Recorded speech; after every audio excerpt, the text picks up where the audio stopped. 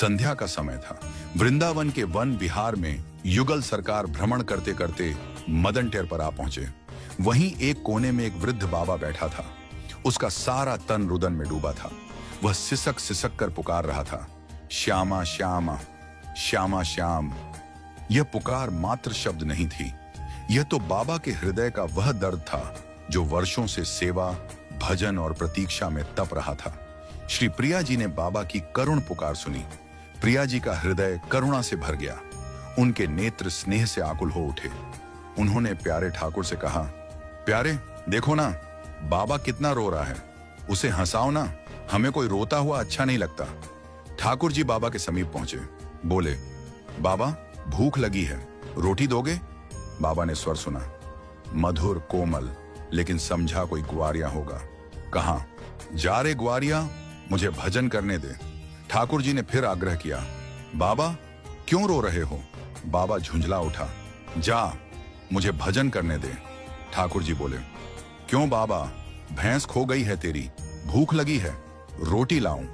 प्रेम से परिपूर्ण यह वार्तालाप अब करुणा से सराबोर हो रहा था। बाबा को अब खींच होने लगी। पास पड़ी लाठी उठाई और बोले, जा रे ग्वारिया, जा, क्यों तंग करता है? उसी क्षण श्री प्रिया जी स्वयं प्रकट हो गईं। प्यारे, तुम पर बाबा हंसेंगे नहीं, ला मैं इन्हें हंसाऊं। प्रिया जी बोली, तुम तो बस रुलाना जानते हो, मैं हंसाना जानती हूं। उन्होंने ताना मारा, जिस पर तुम रींझते हो उसे क्या देते हो यदुवीर? रोना, सिसकना, आंसू और करुण पुकार ही तो देते हो। मैं उसे हंसाती हूं जिसे तुम रुलाते हो। वो बोली, बाबा क्यों रो रहे हो? बहू खो गई तेरी? बहू शब्द सुनकर बाबा के मुख पर हल्की सी मुस्कान आ गई।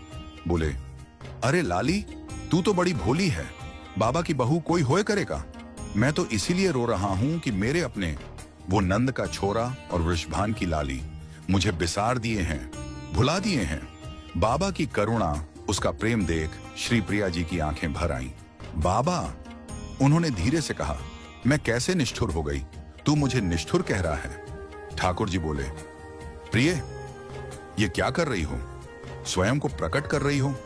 प्रिया जी बोली, मैं स्वयं को नहीं रोक पा रही हूं। बाबा तो मेरा है और मैं उसकी। बोली, बाबा मेरा नाम भी राधा ही है, पर बता, अगर वे दोनों तेरे अपने तेरे सामने प्रकट हो जाएं तो तू उन्हें पहचान कैसे पाएगा?